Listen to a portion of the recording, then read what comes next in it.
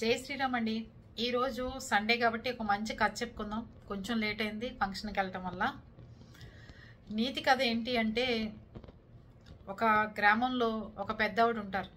ఆవిడకి ఒక కొడుకు కోడల్ని పెట్టుకుని ఒక ఇంట్లో నివసిస్తూ ఉంటారు.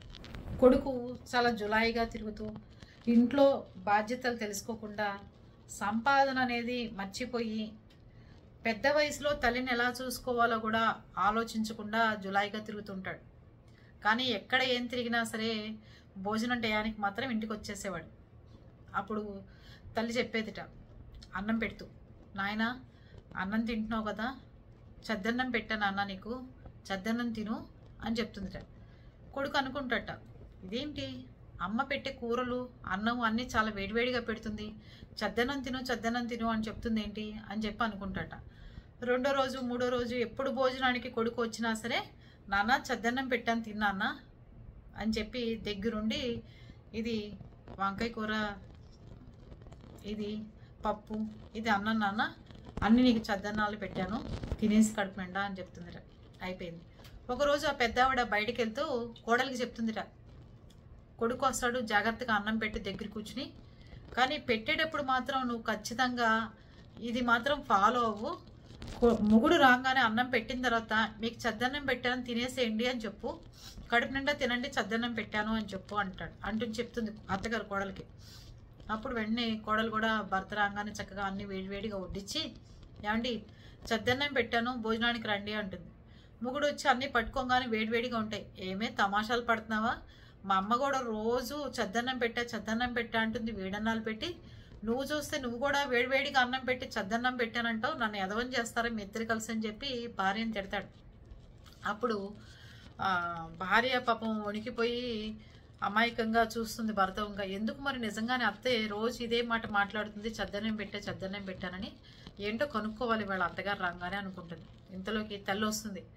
మంచంలో పడుకున్న కొడుకుని అడుగుతుంది, నాన్న అన్నం తిన్నావా కడుపు నిండా అని అడుగుతుంది. అమ్మ నాకు ఇవాళ ఒకటి అర్థం కావట్లేదు, ఒకదానికి మాత్రం నువ్వు సమాధానం చెప్పు అంటాడు కొడుకు. చెప్పు నాయనా అంటుంది.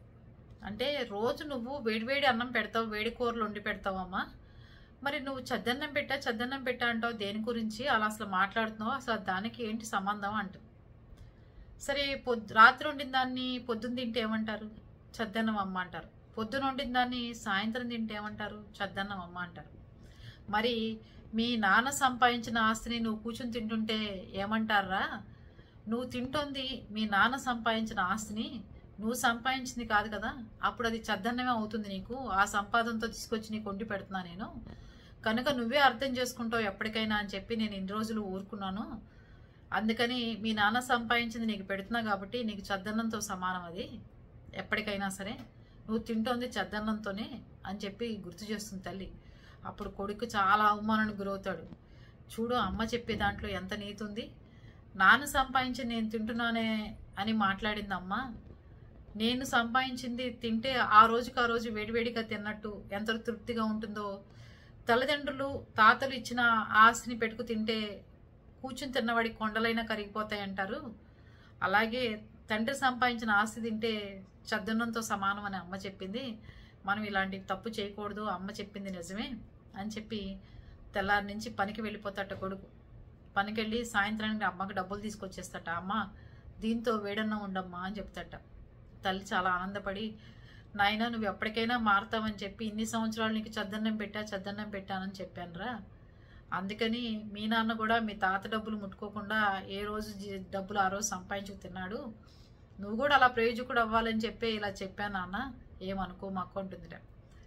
కొడుకుల్ని ప్రయోజకులు చేయాలంటే నీకేం పర్వాలేదు, తాతల ఆస్తులు ఉన్నాయి, ముత్తాతల ఆస్తులు ఉన్నాయి, మీ నాన్న సంపాదించింది ఉందని కాకుండా నువ్వు సంపాదించుకుంటే మనం బాగుపడతాం, నువ్వు సంపాదించుకుంటే నీ వాల్యూ పెరుగుతుంది, నువ్వు సంపాదించుకుంటే సమాజంలో గౌరవం ఏర్పడుతుంది నాన్న అని చెప్పాలే తప్ప మన తాత ముత్తాతల పేర్లు చెప్పుకుని మనం బతకటం కాదు అని చెప్పి నీతి వాక్యంలో కదా. మీకు కూడా నచ్చిందా? నచ్చితే కామెంట్ పెట్టండి, ఓకేనా?